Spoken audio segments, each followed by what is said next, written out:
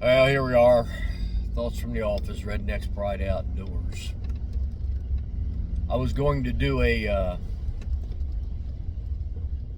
video today of setting up a dog-proof trap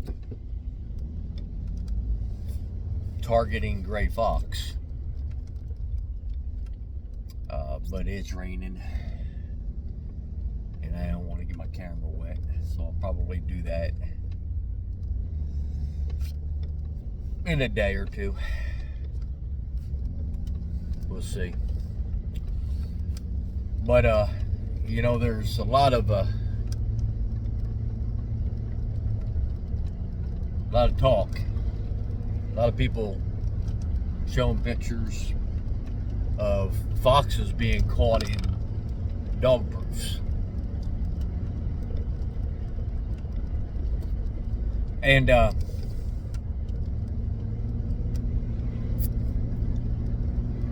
Brian Flowers would tell you, I brought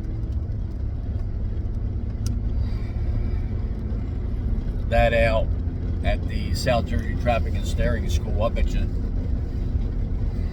I don't know how many years ago, about digging a set in, a dog proof, to target gray fox. And red foxes get caught too, in the same sets.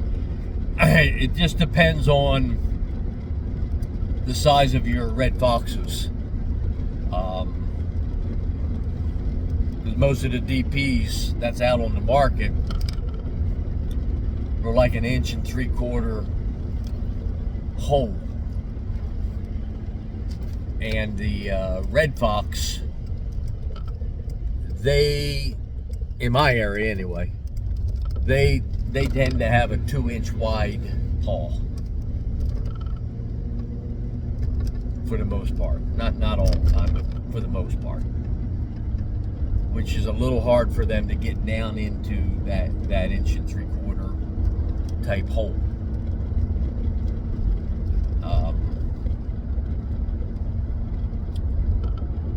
Most foxes that are caught in DPs are accidental. But at the school, I show how to target, and I keep saying gray fox, because the gray fox's foot is narrower. Their paw is narrower. And it's easier for them to get down in there. But there's certain things you have to do with the dog proof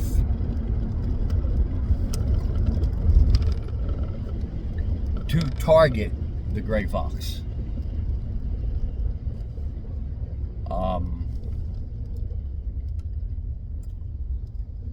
And I'm not going to talk about that at this video, but I am going to promote the South Jersey Trapping and Snaring School in January, because I'll be going into a little bit more detail with gray foxes and dog proofs. And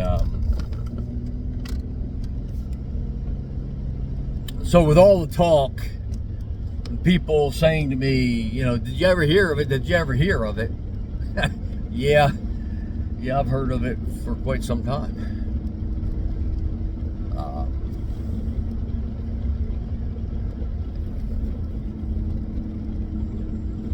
Matter of fact, the reason I started digging in dog proofs was for gray foxes. So there's a few things you got to do if you're going to target them. There's a few things you got to look for, and location. And I'll just say this: location is the key. Just like you put a dog proof in the trail right under the nose of the raccoon so he bumps into it, that's realistically what you want to do for your gray fox.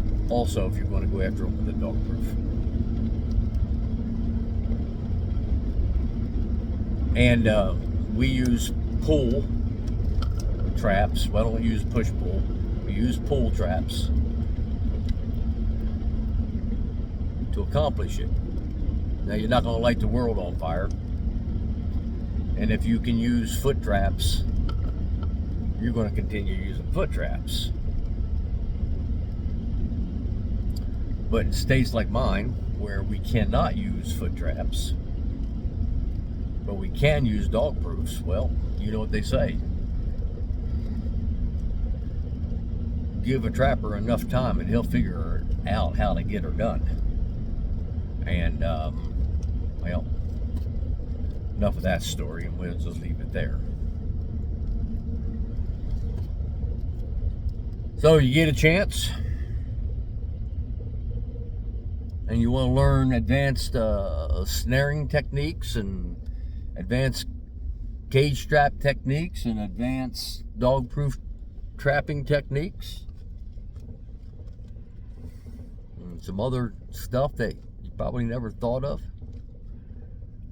Why don't you give South Jersey Trapping and Snaring School a thought?